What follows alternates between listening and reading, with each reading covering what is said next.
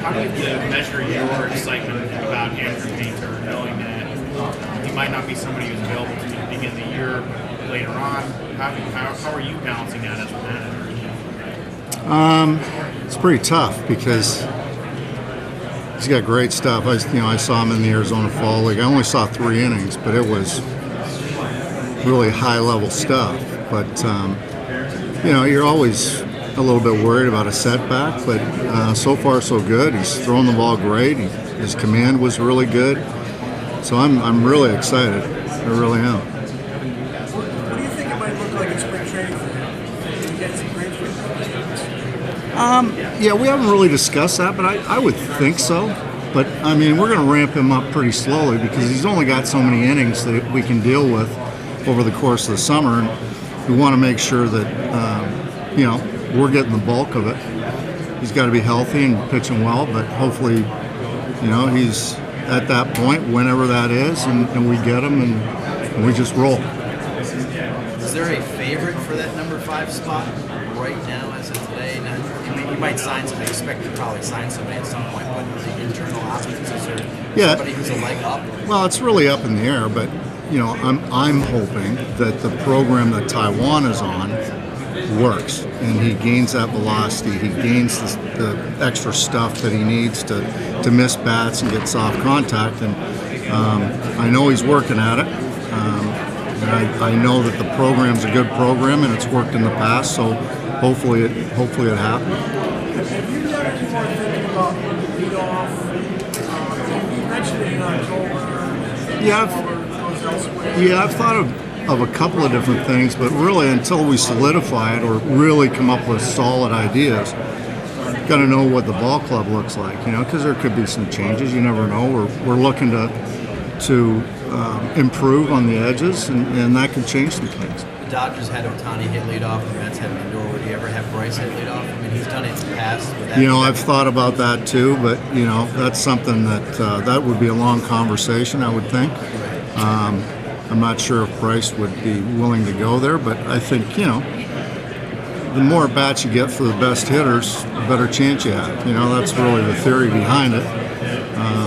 And he gets more bats to get into the Hall of Fame. Do you think he'd be open to 2? Possibly. I haven't really discussed any of it with him. So, again, I'm just waiting to see what the final roster looks like, and then we can sort of start breaking it down.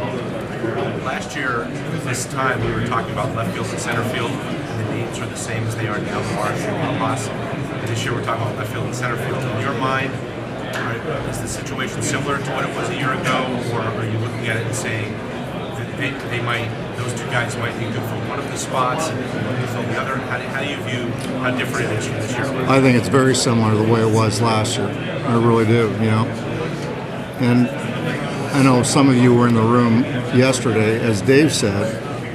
You look at our offense, you look at those last 4 games, and certain games throughout the season, it really looks bad because you're chasing, you're swinging and missing.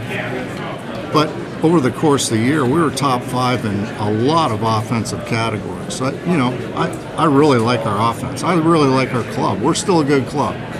We did not play well in the playoffs, but we're a really good club.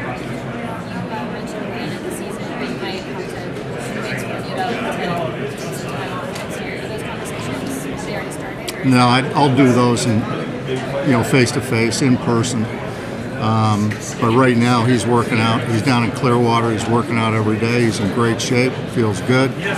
So we'll just have to cross that bridge when we get there. Dave made Pardon?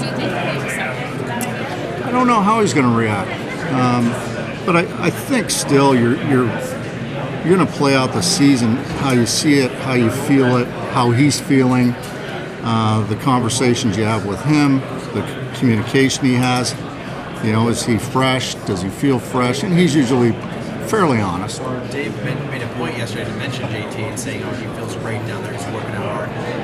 Was he not 100%? I know he had the knee surgery, but was he not 100% through the end? Did he feel like he was lacking something? I don't think so. Made a point to mention that? No, I don't think so. I think it's more just fatigue over the course of the year and the injury and the whole thing. But he's 100%. And how do you view the backup catcher situation going into spring? I think it's between Stubby and Marchand. You know, Marchand doesn't have any options left, so at this point they'll battle it out. You talked to Romano since offseason. What's he working on? Yeah, so it's the same thing we worked on during the season last year.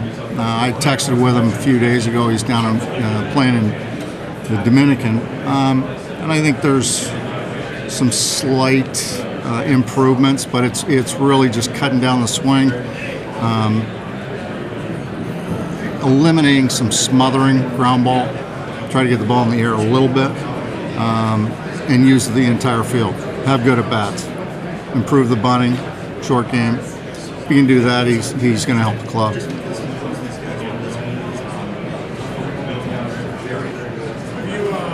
spoken with Alec Bohm? There's so much out there about I know. I gotta think maybe his head is spinning a little bit. Yeah, no,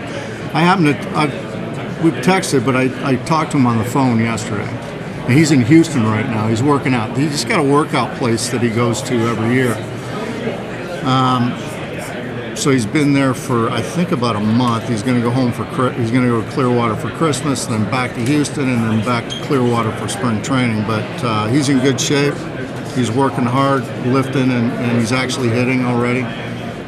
But I just wanted to let him know that, you know, we're not. This guy's a really good player, and we're not shopping him. But because he's a good player, there's a whole lot of interest in him from other teams. So obviously, you have to do your homework and talk to people and listen. You reached out to him Yes.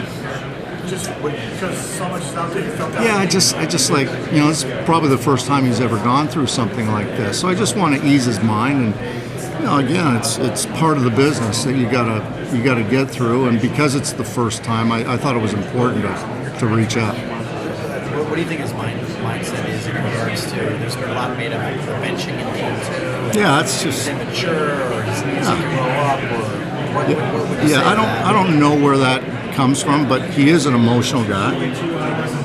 He cares a great deal, and so he shows his emotion. Believe me, he's not the only one on the club that shows their emotion and, you know, slams a helmet or a bat every once in a while. So, but that just shows me he cares.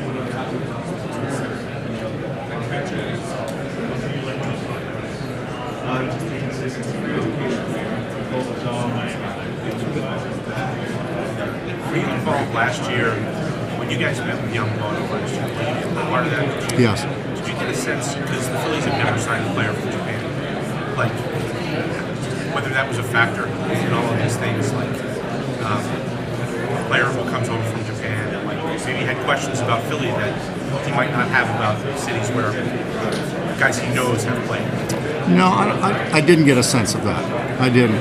But I do know that, you know, the West Coast is a lot shorter trip to Japan, so it makes it easier on the player. But I did not get a sense that it was the city or the East Coast or anything like that.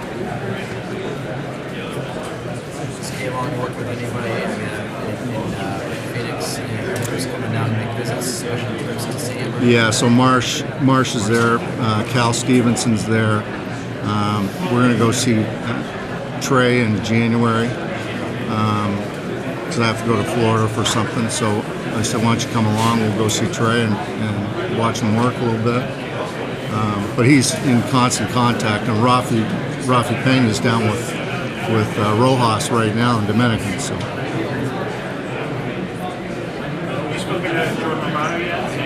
Yes, it's Romano. That's how in Canada. That's how we pronounce it. It's Romano.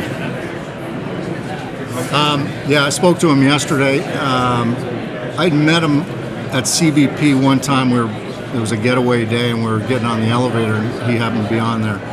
I think he's really excited, and we're excited as well because when he's healthy, it's a really good arm, big arm. He's pitched in high leverage, which we like, and we'll treat him the same here. Like I said yesterday to our local group, we haven't promised him the closing role. We'll probably run our bullpen like we have the last couple of years. We've had a lot of success with it, and I think everybody's pretty happy with that. Good. All right. Thank you.